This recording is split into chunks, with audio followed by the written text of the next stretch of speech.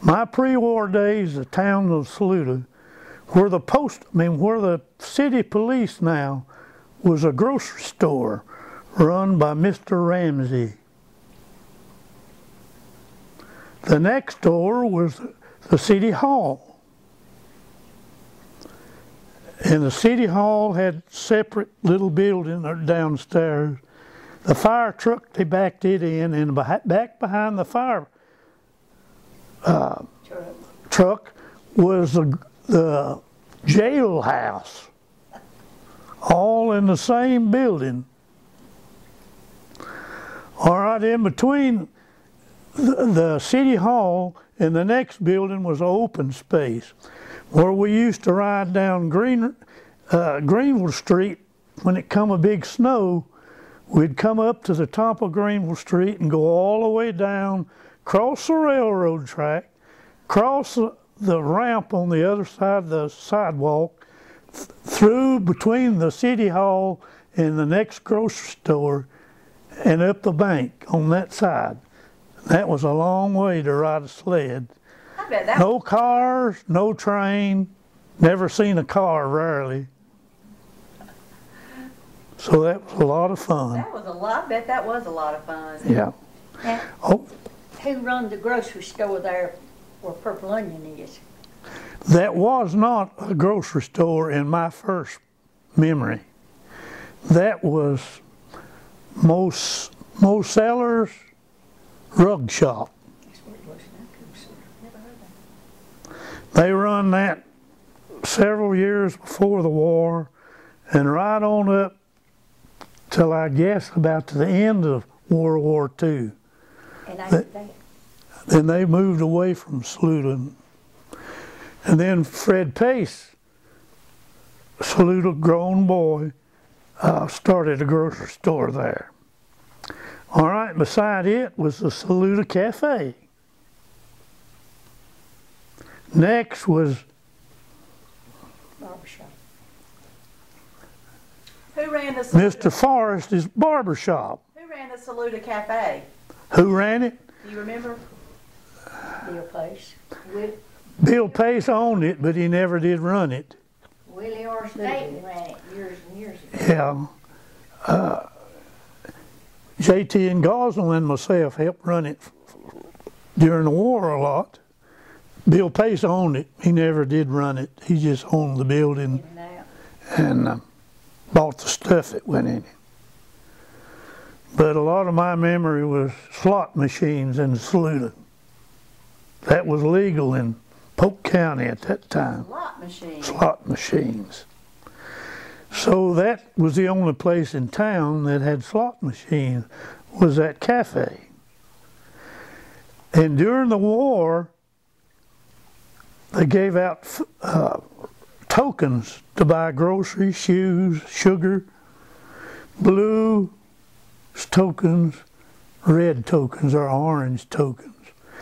And those slot, they both was about the size of a dime. They would work in that slot machine. And you put a dime in that thing, and you might, if you want anything, you might get tokens, or you might get dimes. And they sold beer in that store back then. At the cafe. As a cafe. Then next door, Mr. Will Forrest's barbershop.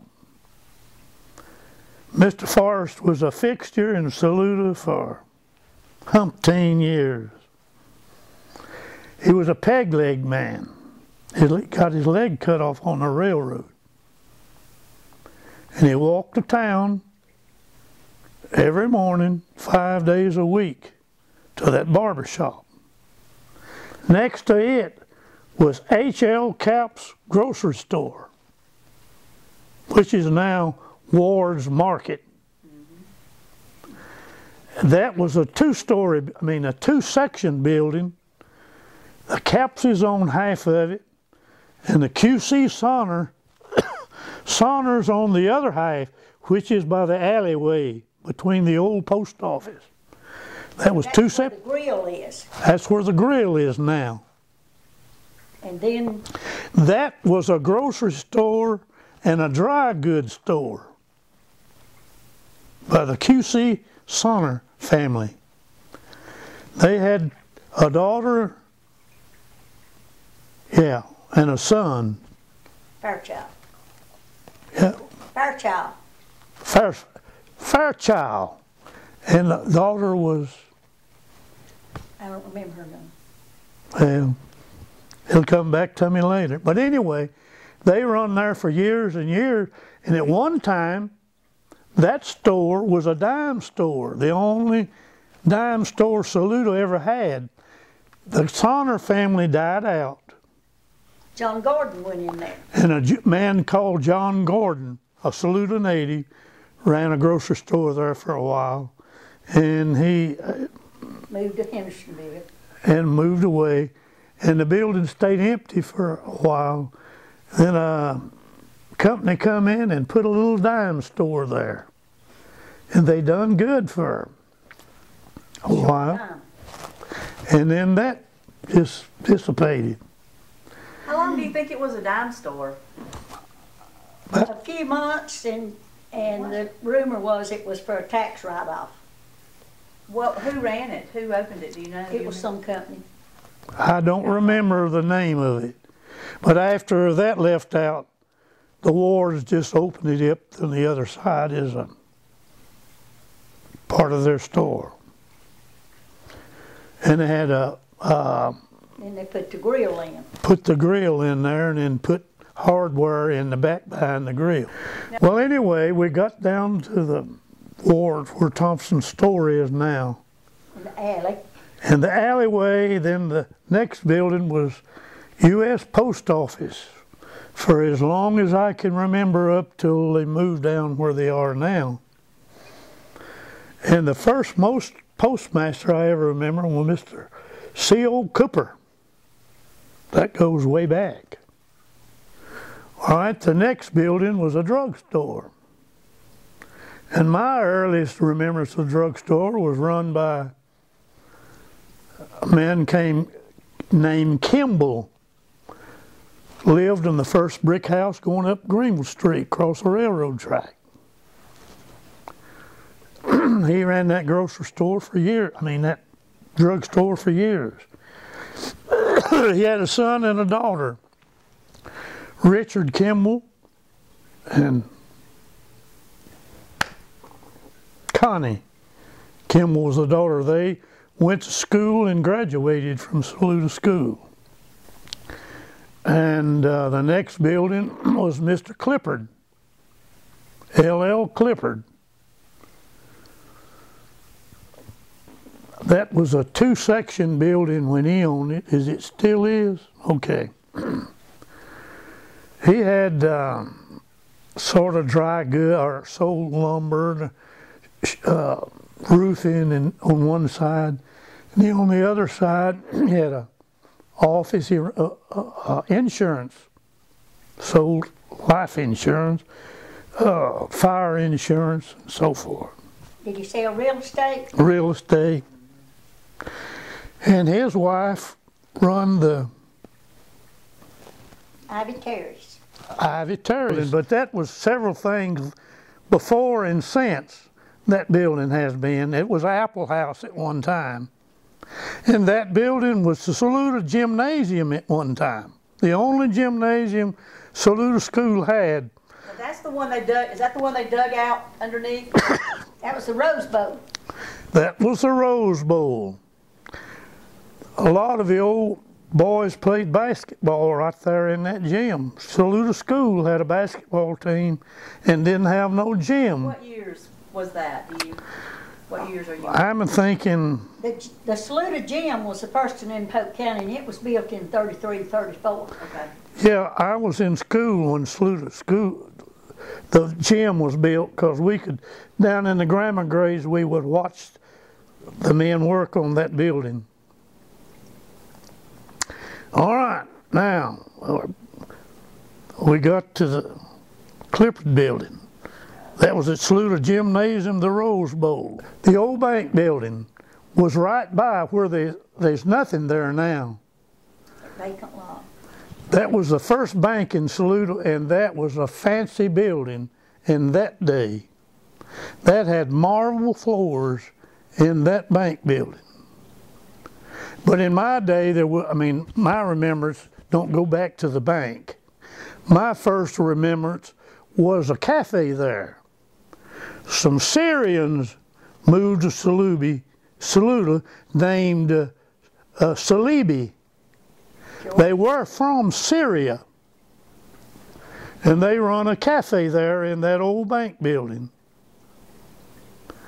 And they ran that for quite a few years. They had a son and a daughter, went to Saluda school, George and Mary Salibi.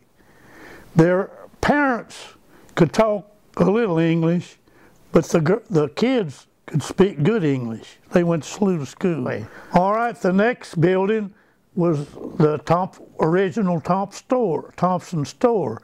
It was built by Mr. Lafayette Staten Thompson, Lafayette Thompson. That's Miss Lola's daddy built that building and ran it for so many years as grocer. Then Roy Ward, Lola's daddy, took it over. So Lola's. That is what is with M.A. Pacey's store. That was a two-part store. So Thompson's are on one side and the Pacey's the other side. Mr. Ward bought the other store where they are, Thompson's store now. And he run both, or just run half of it for a good while. And they're still there. Okay, then right by it was a garage where the feed and seed and fertilizer. Feed and seed was a big sort of open building. It had a big opening in front, and all in back was closed in. And Mr. Gordon run a garage there. And fertilizer, they had everything in it. Junk cars, they had everything in there. All right, then the last building on the end of the street was, in my earliest remembrance, was, the name's done gone. I know Mr. Clifford owned it at one time. But what did I tell you the store was? Where the little shop is there now? Is that where Biddy's is, where Biddy's was on the very end? No. Twig, no.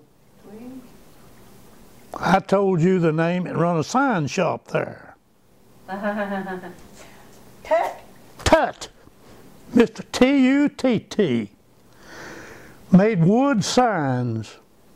About all kind of signs.